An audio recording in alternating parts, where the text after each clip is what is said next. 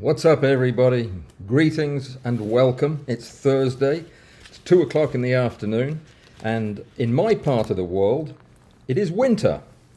It was started yesterday, ends later this afternoon, but it's been winter. There was ice somewhere last night, and yeah, it's gone now, but yeah, it was cold. Not very cold, but cold for around here. I'm glad that's over though. Springtime again. So we have a busy day today. We're talking about this, making up for lost time on the R1C1. And I'll explain that in just a minute. A couple of quick announcements though I want to make. This is a Pazoom week, which means there is a Pazoom meeting on Saturday, 10 o'clock in the morning until 12 noon. It's a special thing I do for my Patreon folks. Anybody who is a member of Patreon, a paying member of Patreon, I should probably add, gets 4 hours a month with me. And we talk about whatever you want to talk about. We do all kinds of stuff at the Pazoom gatherings. There's anywhere from 5 of us to 25 of us. So it's as many people as want to come can come, and we make sure everybody gets a chance to talk. If you want to talk, you can bring your rig and show it to us. You can bring some photographs, good ones, bad ones, talk about them, not talk about them. What else can you do? Just really anything you want. You can complain, you can yell at me, or you can just watch and have fun. Every other Saturday, 2 hours, 10 until noon. Starting this Saturday, something entirely different at 12:30 in the afternoon. Larry and I are going to be bringing you the first edition of the Tangent and Chamfer Hour, which is a 3D modeling, 3D printing, slicing, everything you can think of to do with making stuff for photography, mainly. That's what we do at that thing. It's a Zoom call, so you'll actually be talking with us. It won't be like a live stream, though it will be live, and we'll record it so everybody else can enjoy it later if they want to. But that's it. That's the thing, and it starts this Saturday. It seems like I first announced this an hour ago, but it was actually like 6 months ago. But we're here. It's arrived. And if you want to have some say in where it goes from here, if you plan on attending, then show up on Saturday, because we are going to be soliciting your ideas and suggestions for how to do things. Let me see. We got some sound and video on your end there, Alistair, I hope. I imagine you'll let me know if we don't. So that's what we have coming up on Saturday. A bunch of stuff. If you want to come to the Pazoom meeting on Saturday, but you're not a member of Patreon, there is a remedy that I might suggest. If you go to www.patreon.com/AllanWallsPhotography, you'll find my homepage, and there it will give you all the reasons you might want to think about supporting me. Not very good reasons, but reasons nonetheless. So yeah, I think you should. I think you should consider it. And if you do that, then you qualify and you can come on Saturday and you'll be very welcome. And you'll meet the rest of the super cool people that belong. So that's the thing. That's what we're doing. And I bet that Bud and Amy and Alistair are going to have a link somewhere in the chat so that you can actually go to those places without having to remember what I just said. So we get back to macro video next week. I took a week off because I decided at the beginning of this week that there was too much to do in January to do it justice with the macro video. There is so much to cover, and it was getting so compressed that we were having long discussions every live stream on new material that we didn't really have much chance to assimilate or practice. So I decided I was going to cancel the February competition, and I was going to combine January and February into the macro video competition. So it gives you an extra month. If you've already submitted a video, that's good, fantastic, well done. You've got a month off. If you haven't yet, you've got an extra month to do it. And there were questions about the music, because there are some strict conditions regarding the music, so I don't get dinged by YouTube. You want to hear what they are, go to the Walls app, which is www.walls-app.com, and go to the competition page, and right there in your face will be a video made by Patrick, and it's hysterical and useful, and it tells you all about the music situation and what you need to do. Thank you, Patrick, for doing that. I appreciate it. And question, do I have to disable flash on the D7500 to use the R1C1?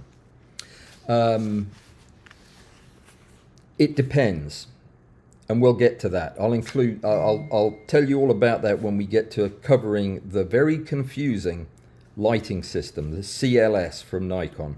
Confusing lighting system. It's got another name, can't remember. Creative lighting system. But yeah, we're going to get to that in just a minute. Okay, so that's everything I had. One thing though, when we come back next week with the video stuff, I am going to be introducing you to Mr. Lee of Laowa. He and I had a chat at the weekend, and I'm in the process of doing a little editing there. And one of the questions, I'm going to give you a little taster, a bit of a surprise to me. I asked him what was his favorite lens. He's a macro photographer. Did you know that? Yeah, he is. He likes to do macro photography, which is probably why he invents macro lenses all the time. I asked him, what's your favorite lens of the lot? What do you prefer? And he said the 90mm f2.8 2x APO. It's the new kind of compact 90mm macro lens that they make, and it's pretty amazing. I have not used it, but I've seen it and read all about it, and it's a stupendous lens in all likelihood. But the guy who makes lenses and made Tamron lenses before that, his favorite lens before that was my 90mm Tamron. So we have good taste, but yeah, that's the one to look for now. Let me see, was that everything I had? That's all we're going to mess with today on announcements. I don't think I have anything else, unless you have any questions. Nope, apparently not. So we're talking today about the R1C1, but we're talking a little more generally, I think, about flash in the Nikon ecosystem, because, well, it's problematic in several ways. And let me tell you what brought this on. What brought this subject to the table. I'm not going to mention any names because I don't want to embarrass anybody, and I didn't get permission to anyway, but a couple of my viewers said, look here, young man, which gives you a clue right there that they'd call me young man. We didn't like your R1C1 review. It was very scathing and dismissive of a great system that's an engineering marvel and a piece of fine equipment. And I went back and I listened to it, and yes, I was pretty scathing. I think I had a toothache that day, but that doesn't matter. I agreed on principle right there and then that if a valued viewer felt like my treatment of a subject was inadequate or misleading in any way, that I would review it, and at the slightest hint of agreement would redo the content. I would either add an addendum or just reshoot a video. I've done this several times because what I have amassed, the 600 or whatever videos that I have, I need those to be reliable in the future. Now, some stuff changes, of course, but this would be something that wouldn't. This has been around a long time. This device came out 20 years ago, something like that. So what I wanted to do was redo the video. But when I looked at my video and went point by point through it, I thought, well, hang on a second. I don't disagree with that.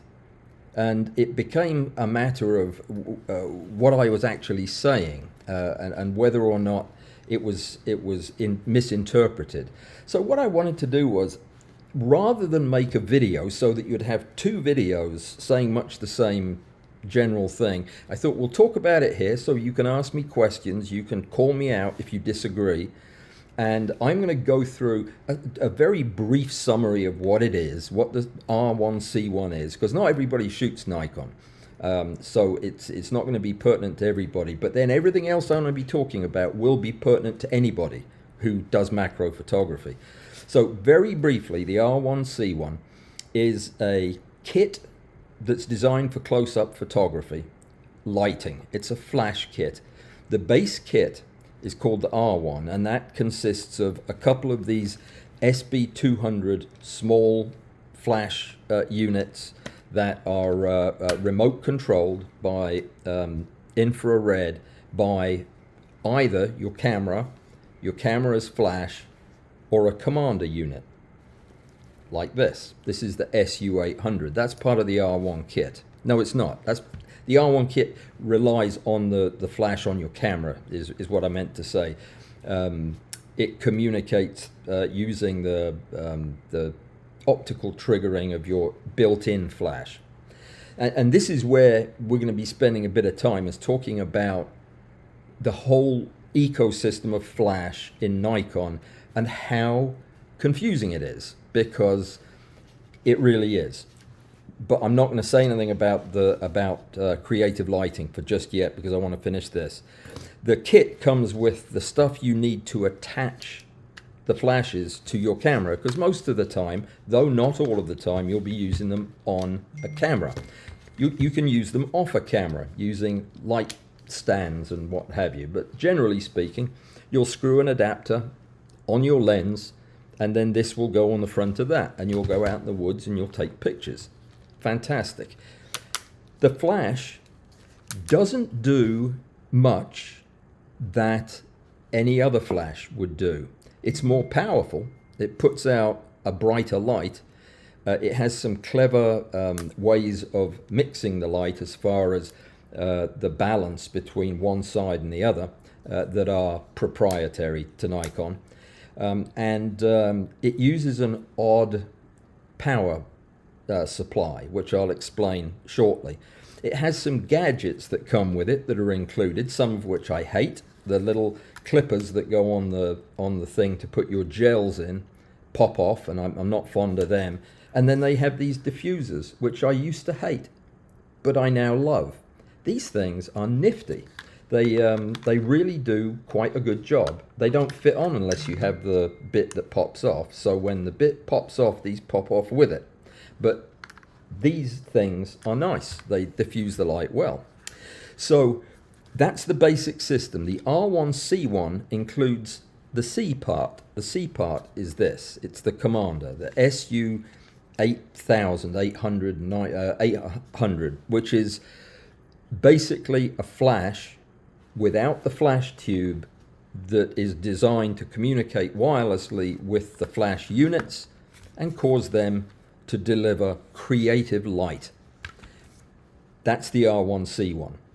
An extended R1C1 is what I have been using for the last week or two, and before that for a period of several weeks back in the summer, is what Dr. Seaford lent to me, and that consists of 4 of these SB 200 flashes, plus the commander, and all kinds of other stuff that goes with it. And I'm not going to go through the accessories. You can look them up. They're it's everything that you could conceive of to use out in the field for lighting, for close-up photography. You'll notice I'm saying close-up photography and not extreme macro photography. There's a distinction that will become clearer as we go through. So this lighting system, when I reviewed it before, I gave several pros and cons. And the cons, we'll start with the bad stuff. There's really no way to attach filters to your lens when you're using this. You can have you can have filters down inside, but you can't access them. So a CPL or something like that becomes not a tool that you can use. The light ring, it turns a little easily on some setups. It's better than the Godox version of this by a long way, but it will sometimes, if you have a lot of flashes that are eccentric, it will twist on you a little bit, and that changes the lighting. So that's another thing, fairly minor. The battery life is short, and I'm going to give a disclaimer here, is I don't know how long Susan has had the batteries that she provided, these Watson rechargeable lithium rechargeable batteries, but their life expectancy, or their lifetime in the flash and in the Commander, though in the Commander it's not really important because it lasts such a long time, is considerably less than a full charge on my 3-year-old MF12s. That becomes a problem if you're trying to do deep stacks. And what I did was, albeit with these batteries, which could be 20 years old for all I know, I don't know how old they are, but I don't think they're that old. These flashes were running out, not only running out of juice long before the MF12s, but they were actually getting recycle times that were too long for my standardized test and were dropping flashes. That is important. That is a key difference between the two lights. Now, because I don't believe that I could use that in a court of law as well, it won't help the experiment that I'm going to do this weekend, but it'll at least give the R1C1 a fighting chance. I'm going to get a couple of brand new batteries which should be delivered tomorrow, and I am going to repeat the test with these flashes. Basically, I put them up in my studio. I use a trigger to fire them every 5 seconds at 1/8 power, and I let them go until they stop, and then see where the chips fall. And that's what I've done. And in every case, the MF12 has still been flashing at full 1/8 power when these died. So we'll repeat that with fresh batteries, and of course then it'll be fresh batteries against 3-year-old MF12s, but we'll see where the chips fall. Other cons worth mentioning, I told you that the little gel holders that fit on the front, you want to see one? I know you do. Let me grab one. They're hard to find. There you go, there's one. These things spontaneously pop off the flashes if you brush up against them, which is irritating, but there you go. They're fiddly to use in the field too, though I imagine they're even fiddlier in this cold weather. And let me put the diffuser on just so you can see it for completeness sake, like so. And that's the way you would use it, with the flash pointing down, the lights bounced forward. Very nice. It's handy, very compact. All right, let me see. There are very few features, and some that are the opposite. There are very few features that other cheaper alternatives don't also have, and some of the cheaper alternatives have more channels and more groups and other things that are useful to have if you're using multiple flashes. But these have plenty. They give you 4 channels and 3 groups, more than enough. Never use more. I'd never use more than that. The Commander, there's nothing about that that's actually negative. In fact, it's one of the pros. Is the interface with the Commander is really intuitive. The menu system is simple, clear, well lit. It communicates beautifully with the camera and the flashes. It works, and the battery lasts forever in this. So this is like the X Pro trigger that I normally use, and it does much the same thing. Though I do love the quick and easy A/B ratio system they have set up. You probably noticed the plug holes on this. It is in case you have a camera that, though there are not many of them left in existence, that does not work with this thing wirelessly, you can use a cable to connect your TTL cable to connect your commander to your lights. Before we get to creative lighting, let me run through the rest of the pros. It's a reliable flash, easy to navigate. It has very intuitive, clear controls, great connectivity, great color management. That's one of the things that we'll talk about in CLS that really is an improvement if you notice it. So there are a few unknowns. You'll hear people say, yeah, but this is a more reliable system. Well, I don't know. I could not find any data to support the claim that the SB200 is more reliable than any other flash. Though I have some kind of anecdotal data that the Godox MF12s may not be. I have 2 MF12s that have spontaneously died in the last year, which is within 3 years. Is that an unusual event? Probably not. Maybe 1 in 100 event, possibly. Now, when that happens twice, that kind of increases my concern that maybe it might be a trend. In the case of the SB200s, I haven't had them long enough to know. I know that these have never broken down when Susan's been using them, neither when I have been using them. So they have a track record. But other than stories from people saying, I've had mine for 500 years and it's never failed to go off. Okay, fair enough. And without more data, I can't say. Warranty, service and warranty. It's an unknown, but I'm willing to bet that the service and the warranty on these devices, the R1C1, all the components, is in all likelihood infinitely better than what you would expect from a Godox flash, for example. No data, but I think I'm safe on that.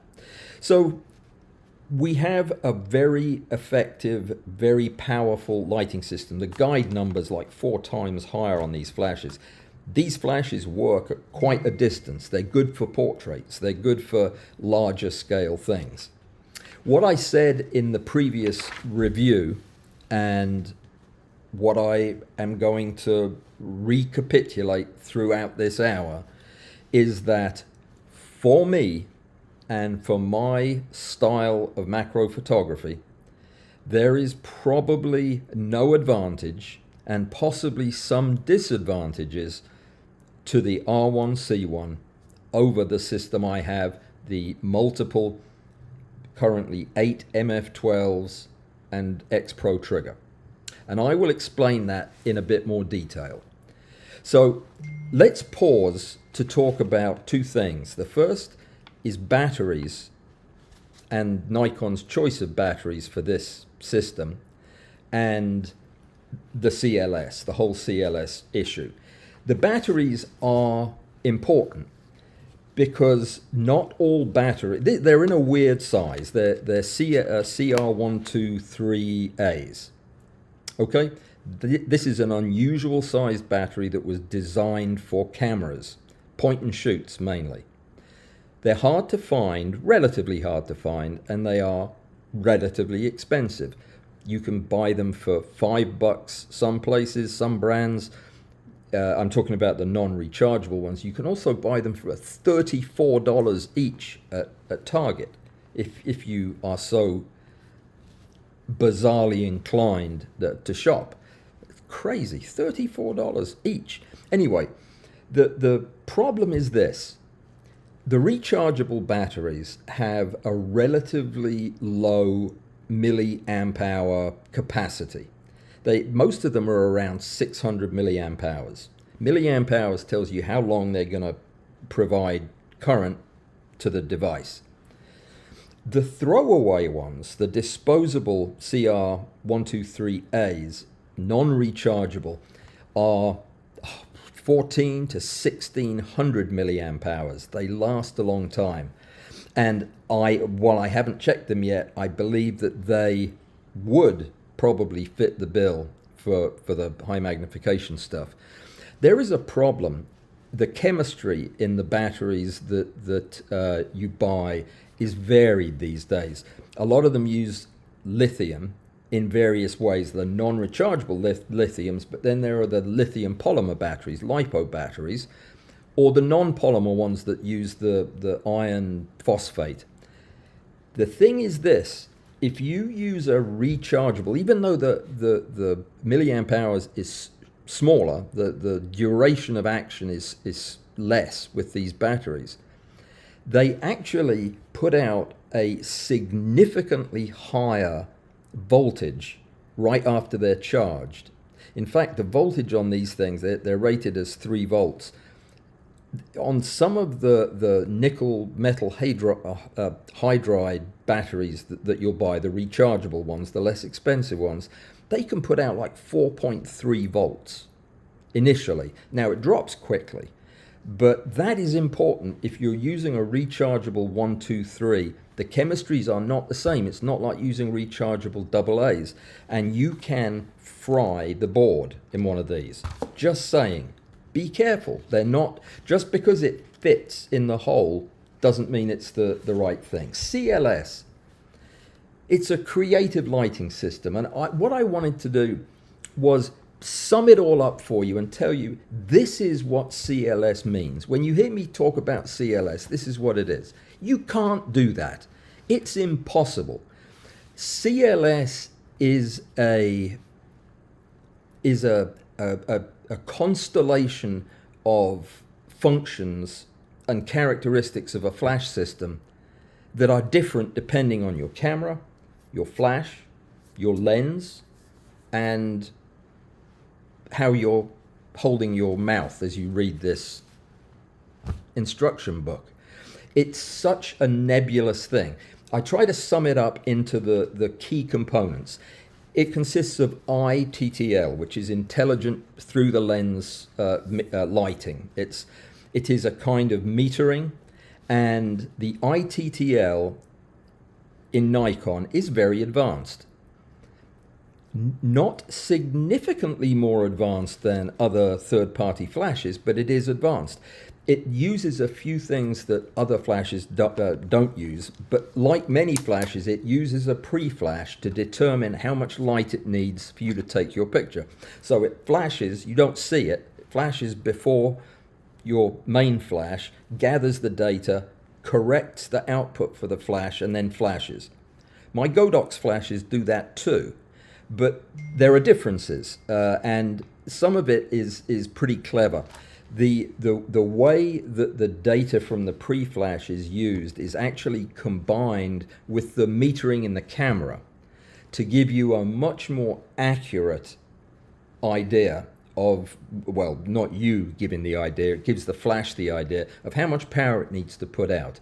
So it's not just looking at the pre-flash and what the CCD sensor in the flash is seeing as far as feedback. It's also using the metering in the camera to tweak that. So arguably, it's more accurate. Does it make any difference in your pictures? We'll get to that. So it's fantastic for the best possible fill flash in macro during daytime. This thing's hard to beat in ITTL. It has flash lock. That's another creative lighting thing. Flash lock is when you have an off-center subject and you want it to be lit, and it's, you know how I like to take pictures with things on the side. I love space. You can lock the flash setting by centering your subject, hitting the lock button, then go back and compose the rest of the scene, and it'll remember where you want the flash set. So when you fire it, your subject's perfectly exposed. That's good. That is a fairly unique and novel feature. All the Nikon flashes do that. It has something called advanced wireless lighting, which allows you to control multiple off-camera flashes. It's managed by either the SU800 or your camera or a combination of those. And lesser bodies, like non-pro bodies, the entry-level Nikon cameras that have a pop-up flash, can also control flashes. Not the same way though. It's not as creative. You can't change the power of the flashes. You have to walk over and do that. So right away we start to see some fraying at the edges. The the D7500. No, you do not have to turn off the flash to control the R1C1. But the R1C1, are you talking about the R1C1 with the flash on or with the commander on? Because the presence of a commander changes the way the camera deals with the flash, but it's dependent on the camera. And almost every camera now has some component of control that you can use. Not the 3000 level entry cameras don't. They just have a pop-up flash and that's it. But certainly the Pro ones do, and all the Z cameras do. So you can do most of what you can do with the SU800 without an SU800. And you don't need to have a pop-up flash. In fact, this thing doesn't even have a flash. It's a self-contained system. So the fourth thing, did I just give you three? Yeah, I did. The advanced lighting system. The advanced lighting system really is nothing more than the ability to control multiple groups, multiple individual flashes from a commander, which is kind of what all of our macro flashes do. So, you know, I'm not really that impressed with that as a standalone feature. But one thing's for sure, if you have a camera, a Nikon camera, a Nikon flash, a Nikon lens, and you're planning on using the creative lighting system with this advanced wireless facility, you need to read the instruction book because it's different for every camera. I had pulled up the instructions on how to set up the D7500 to use with multiple flashes, and it gave me a headache reading it. It was just so labyrinthine. You had to do certain things that you don't have to do with any other camera on the flash. Then you had to come back to the camera and do certain things in the sub-menus of the camera that you don't have to do with those flashes with any other camera. And lenses, if you're using a lens of a certain focal length, it's only going to do the pre-flash in certain zones on your viewfinder. Areas will be excluded. Change lens and those areas are no longer excluded. I would challenge anybody to figure out exactly what any of this stuff does for more than one camera lens combination. I mean, it is so complicated, and it doesn't make a bit of sense unless you use it all the time. So it is, to me, a negative, because the system that I have, I put it on any camera and I use it. I don't have to know that you have to hold down a certain the zoom button on the flash of the SU600. You have to hold down the zoom button for 3 seconds in order to connect it to the CLS with the camera. If you're using a D7500, not if you're using a D850, of course. Yeah, okay, enough. So the fourth thing, autofocal plane high-speed flash. It allows you to use high-speed sync, basically. So do my Godox lights. It'll let you shoot up to 1/8000th of a second. And, you know, very, very cool. It eats through batteries like you wouldn't believe. The way high-speed sync works is the flash just goes off multiple times, and your exposure is during that time, and it's fantastic, and it does work, and it does let you use these speeds. So do most other flashes, so it's not that unique, though. It does interfere with ITTL. use them in combination. The wide area autofocus assist is cool.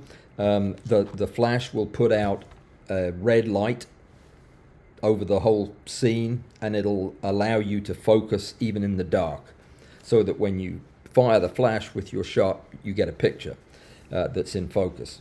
And that is part of the CLS.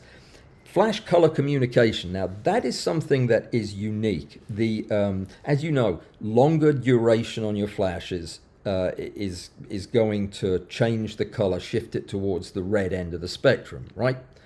I know you see this every day. Well, it does. Just take my word for it. The super quick flashes, a bit bluer.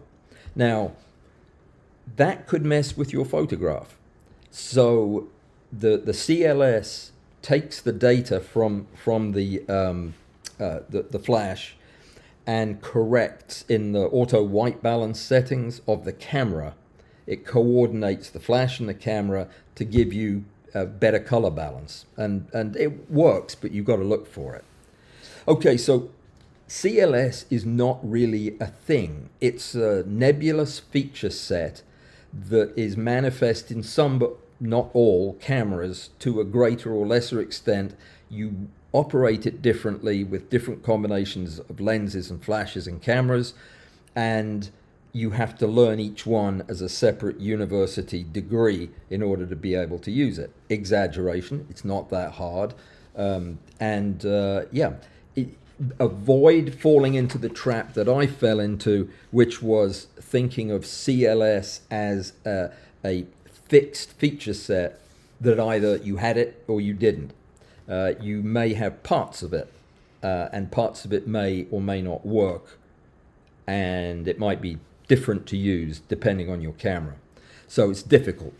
It's no definite repository. There is no definite repository for information.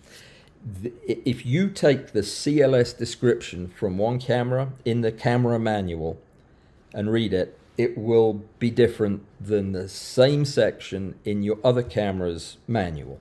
And most of the time, the manual refers you to the flash manual, which refers you back to the camera manual.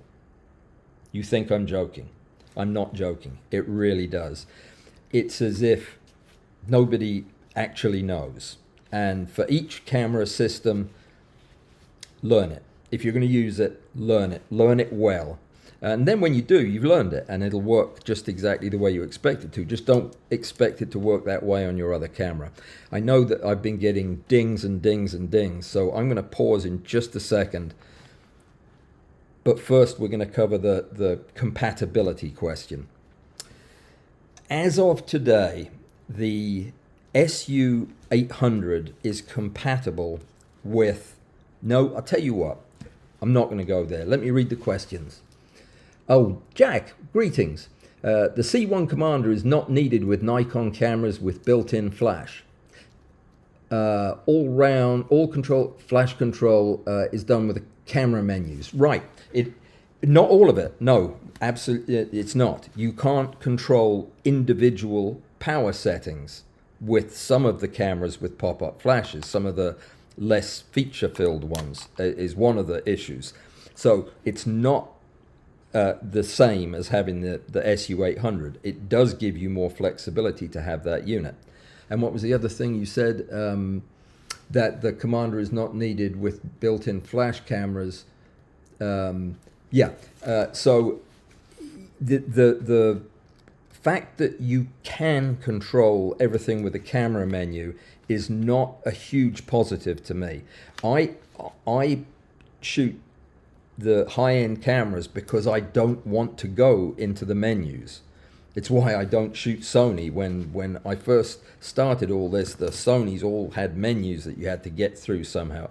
So yeah, you can control some of the features of the system through the camera menu, but not all of them. And maybe you don't want to be controlling any of them by opening menus. I find it very difficult to read menus outside, to be honest. Most of the time, I can't read them in the sun. CLS, by the way, also has modeling flash. that is a function that's nice, good to have. But again, for usually in situations where you're photographing larger things. Let me see the other questions. I've done 500 plus stacks in the field with 2 or 3 units and CR123 rechargeable batteries. 500, right. I'm talking deep stacks. I'm talking stacks of 1,000. I did a series of back-to-back 1,000 plus stacks a week and a half ago. And yeah, 500's a big stack for sure, but it only has to miss the last couple of flashes to ruin a gigantic investment in work. So all I'm saying is it's a relative thing. I have had issues with the 123s that I haven't had so far with the MF12s. I've had issues with the MF12s if I stupidly try to do a third stack when I know darn well I was lucky to finish the second. So user error or user style is important here too. But let me see what other comments we have. Robert says, no, we already dealt with that one. And Bud's here. Greetings, Bud. And Jack. Jack uses Tenergy 3-volt rechargeable CR123 batteries. They are the nickel metal hydride batteries. Halide batteries. That's what I was trying to say. I think that's what they are. Tenergy has a good reputation. The ones that I've been using, which I really quite like, are these Watsons. I think they're the same chemistry. They make a 123 battery now that is rechargeable that actually has a USB-C recharging port on the battery. Be careful, they don't fit a lot of the same things that 123s fit in, just saying. Not that these are particularly tight quarters. There is a plenitude of room for a battery that's a little fatter. Just be careful. Not all 123 size batteries are the same. Susan says batteries are 4 years old. Well, then I am going to repeat the testing with fresh batteries. Thank you, Susan. Why did it not occur to me to ask? John, Astrori to launch RF 25mm f2.8 2 to 5 times macro lens for $249. How interesting. That's from John Lamb. I need to look at that. It does kind of make you wonder what you're getting. There are lenses and there are lenses. That price is a bit scary. Harold, the battery eliminator store has a device they call the fake CR1238 battery with wires. It replaces the battery and has 2 wires that could be connected to a suitable power source. It's a dummy battery, and be careful with dummy batteries. They don't always do what they say they're going to do, and depending on what you actually plug into it, you may cause a lot of problems. Cameras and flashes are incredibly sensitive to voltage. They have regulators in them that are going to adjust within a range. But I'll tell you that the regulators in these things that use 3.7 and 3 volt batteries are not going to handle 4.3 volts. You'll cook it. So bear that in mind. Harold, what about having a chat with Joe McNally on one of your Thursday events? He is considered the oracle on Nikon flashes. All props to the man. Yes, he is. And I don't think he would deign to come on, but I can certainly ask him. It's a heck of an idea. I like Joe. I mean, he's a great guy, and if he did, it would be a coup. He and I have. Yeah, I think our styles are fairly similar in some respects. But yeah, he is the guru when it comes to Nikon and lighting. So yeah, that would be a good idea. Is that a vote of no confidence? Because I've got more I want to say, so just hang on. Jack says, If you put each of multiple flashes in different groups, you can control the individual flashes. Yeah, but what if you don't? What if you have 4 flashes? I mean, 2 of them are going to have to be in the same group. And yeah, it's just understand that the response you're going to have to a flash is going to largely depend on how you use the flash.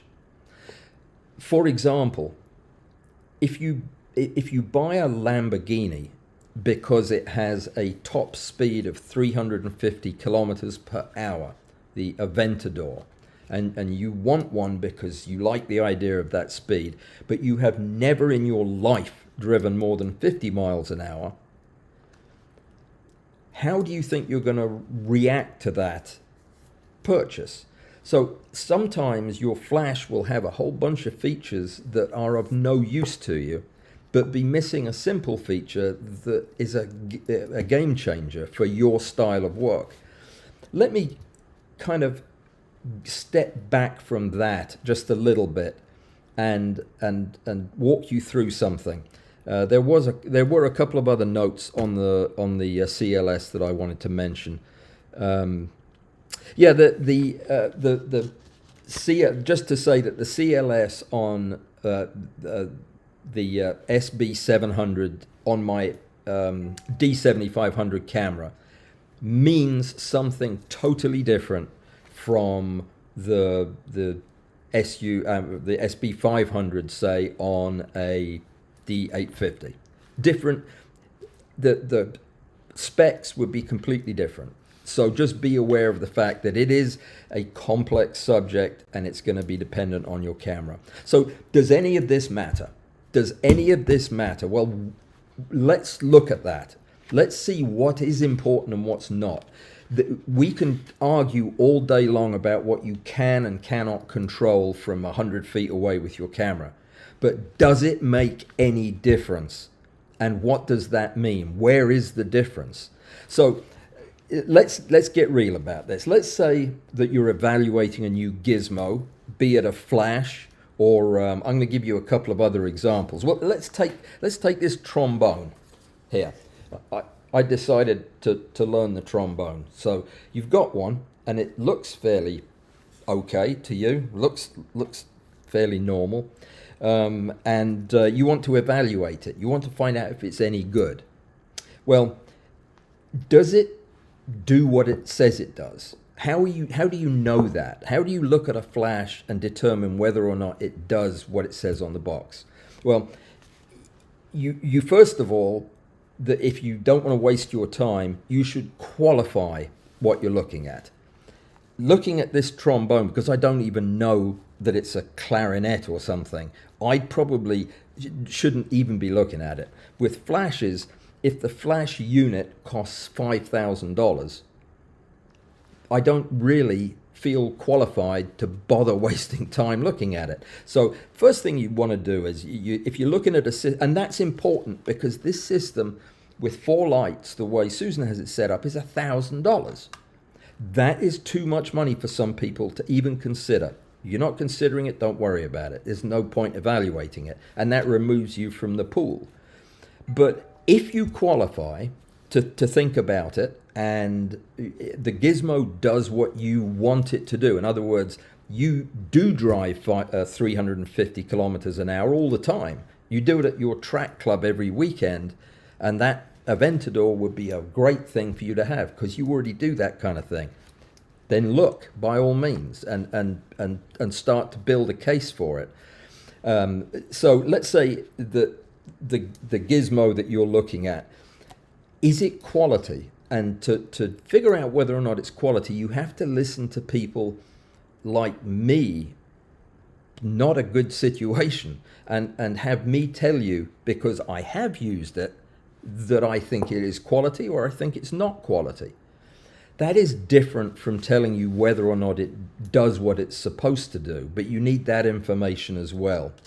So once you qualify yourself to really be looking at something, then you're your assessment becomes a pre-purchase assessment, and then how you assess it afterwards, after you've got it.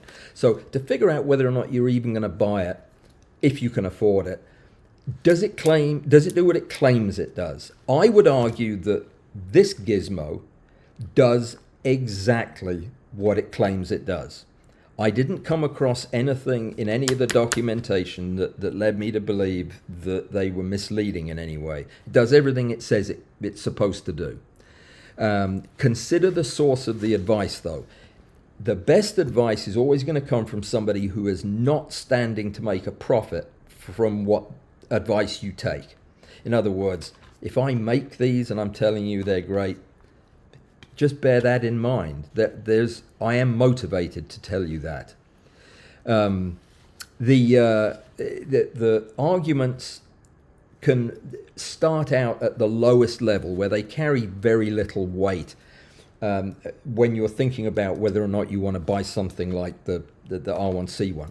If your argument is, well, everybody knows it's the best, and I only ever use the best, so I'm getting the R1C1. That's probably a pretty weak argument for buying it.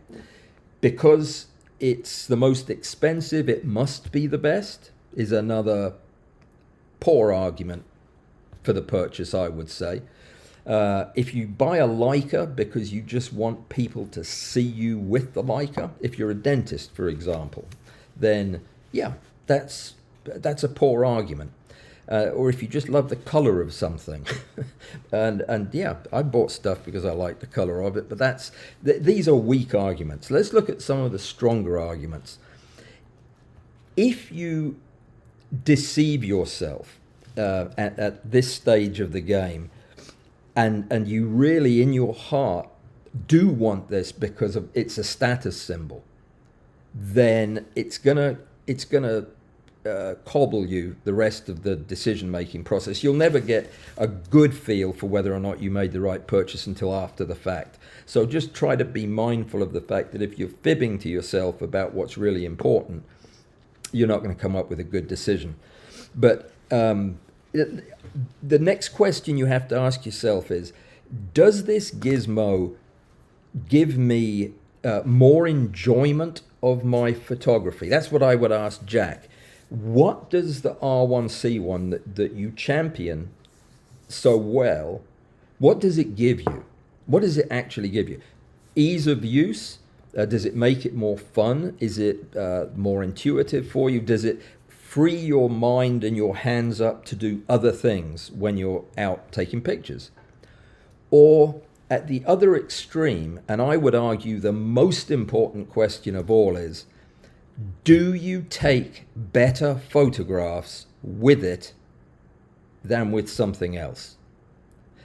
And ultimately, this is the question you unless you have a trusted source who can tell you from their experience and you believe their experience, you have to wait till you've bought it and determine whether or not it's actually made a difference. And then you have to deal with confirmation bias and everything else that your brain is going to set up so that you know you made a good purchase. You'll see your pictures as better when maybe they're the same. It's hard to say, but you need to, if you're going to really seriously try to figure out whether or not this is a better lighting system than the Godox, you have to be able to independently show yourself that the pictures you take with this after some period of learning and stabilization are better than the pictures you were taking with your previous system. And if they're not, why did you switch? Just because you like the bag, or the charge lasts longer, whatever. They're fine reasons if they're important to you. I'm just saying, know what's important to you. To me, the only thing that's important to me, the only thing is whether or not my pictures are better in the end. And that is something I'm afraid I cannot say with these flashes. Now, there's a caveat, a huge caveat. In the field, this is hands down the best flash system I've ever used. It's a bit fidgety, The bits that pop off from time to time are a bit irritating. The batteries don't last as long as I'd like. It's got a lot of pieces and parts, but it is the best for getting really cool lighting that would otherwise be hard to achieve. I love the ratios of lights, quick and easy way to bounce light. These things to take off are so easy in the field to just, you don't have to bend them off like you do with the Godox. They have a little clipper on the back and they go on easily, they come off easily, but they don't fall off. So yeah, I love it, and that means I can concentrate on composing my shot, and that means I get better field photographs with this system. No question, this is a better system in the field. When I come back into the studio, there are problems, and it begins with the battery life. The second thing that was a problem until recently was the proprietary clipper is made to fit these flashes into that groove. That's what they're made for. They fit in, they click on, they're not going anywhere. They will fix anywhere around the circle that you want to put them, and Bob's your uncle. Brilliant. Try putting that on your standard bendy arm without putting on a flash base to it, which adds unacceptable shadows and size. Unless you are the owner of your own set of these proprietary SB200 Seaford blocks, as they're known in the biz, which allow you to simply attach the flash, hang on, not when it's like that, which allows you to attach the flash just like you would on the ring. Oh, blimey, I've got it backwards. I'm nervous because I'm showing off something I made, like so.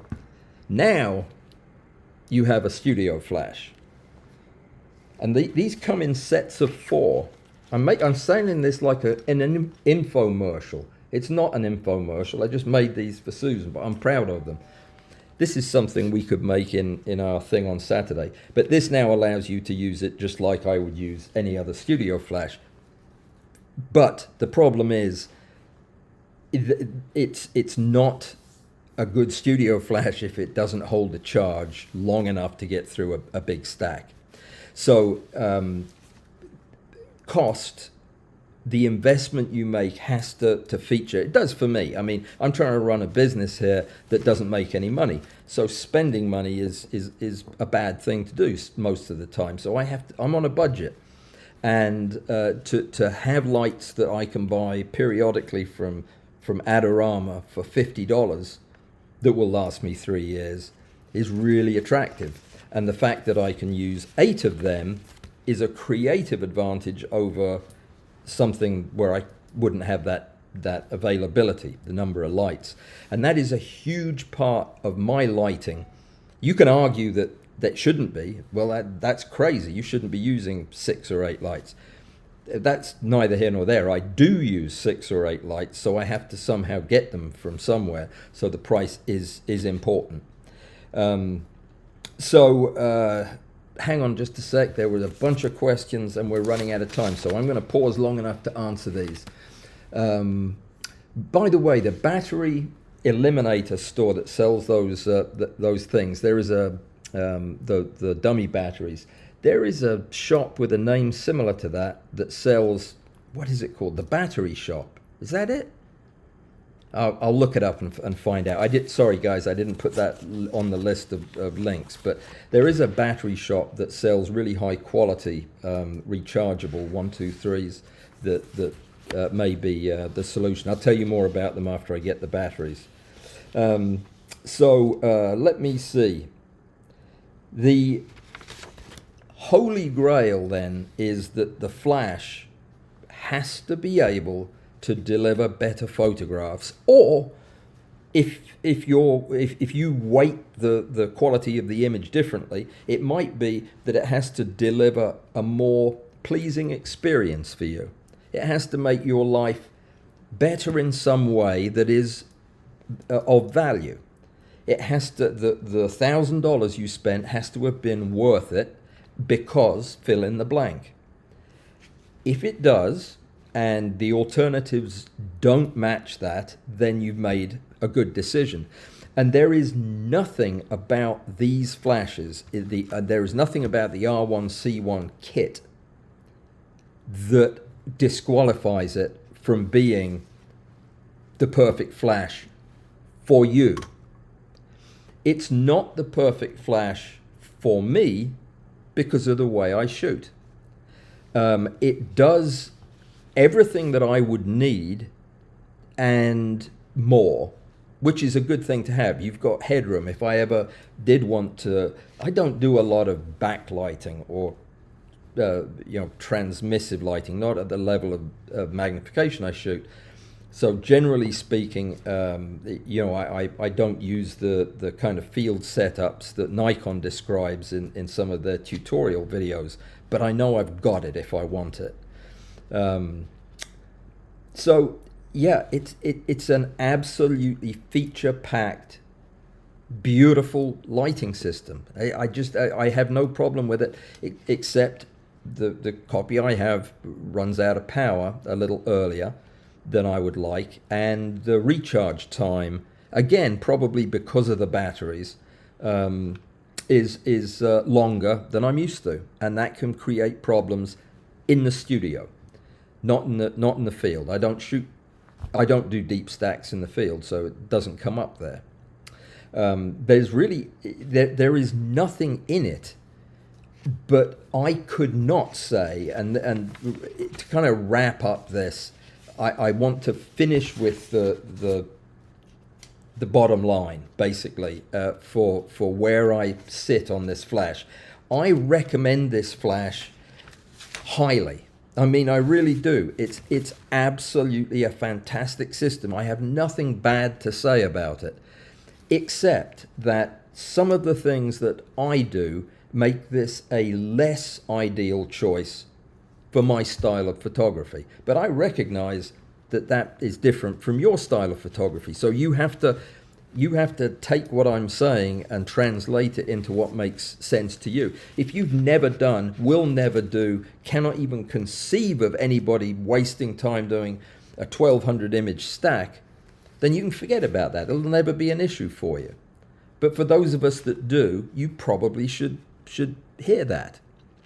So if you are predominantly a close-up and even a very close-up photographer, do a lot of field work, you don't do a lot of high magnification with long extension tubes, you don't use things like the Oregon system, and you have enough money to afford the premium product like this, if you frequently find yourself using complicated lighting setups outdoors, complicated but at small scale, there's another argument in favor. So if you do studio work, but usually more towards still life close-up type stuff, or even product stuff, but not the teeny tiny stuff, then that also would argue that this might be a really good choice for you. Of course, if you have that in your budget, would be an important question as well. And if you're not put off by the battery thing and the little minor picky things, then this system, the R1C1 or the R1, depending on what camera you have, might well be the best possible solution for you, like I suspect it is for Jack. And fantastic. I am so happy that you found a system that works perfectly for your style of photography. But does it make your photographs better? And how do you know that? And if it does, then you have found the holy grail. You've looked for a piece of equipment that makes you a better photographer, and you found it. And yeah, I would cling on to that as well. That's how I feel about my cameras and my lenses. I think they do take better photographs. But what I won't say And what I can't say, because there is literally no way for me to know, is that I can't say, buy this system, it'll make you take better pictures. I can't say that because I don't know. I don't know what will make you take better pictures. After a while of teaching you, I may come up with some suggestions, but it's unlikely that a piece of equipment is going to get that power. So if you guys that didn't like my summary or my assessment of these flashes or this system the first time around are waiting for me to say that this is the best flash system in the world for macro photography, I can say that it is definitely one of the best, but it would depend on who's on the end of it, because it depends on what you're using it for. And it certainly is useful for almost everything that most people would do. So as such, I think it's likely that it should be considered one of the best flash systems. But in a vacuum, I just can't say that it's the solution for everybody, because frankly, it's not the solution for me. It wouldn't be my first choice. I would rather have 8 MF12s. I never use the things more than 1/8 power. So I don't need the kind of power these give me, because I never use it. So it's going to be different for everybody. If you are one of those people that needs what this system does, go out and buy it. It'd be the best $1,000 you ever spent, or 700 if you get the 2 lights. Yeah, it's a no-brainer. There's nothing. Everything I've said about this that's a con is minor, and everything I've said about the pros is huge. And the CLS, yeah, depending on your camera and everything, it's fantastic. But does it make your pictures better? I don't know. It didn't make mine any better. Well, yeah, no, probably not. So let me see who I've upset. Oh, I've upset Joseph. Tell Allan, never use a USB rechargeable battery in a flash. There's a small DC to DC converter in the battery that can't keep up with flashes. Okay, well, tell him you told me.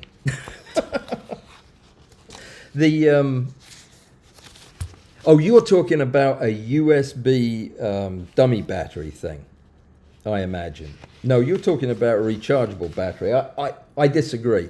I would refer you to Battery Mooch, M-O-O-C-H, and chat with him about it. He convinced me that the discharge capacity of these rechargeables is more than enough to recharge the fast enough to recharge the capacitor in the flashes that we use. It's all about the peak amperage, so I'm not worried about that. Harold, what about having? Oh, that was the McNally question. I will get in touch with him. I'll get in touch with him today. I'll write him an email. We've talked before. He won't remember who I am, but he's a nice chap. So maybe he will. He does love to get out and talk to people.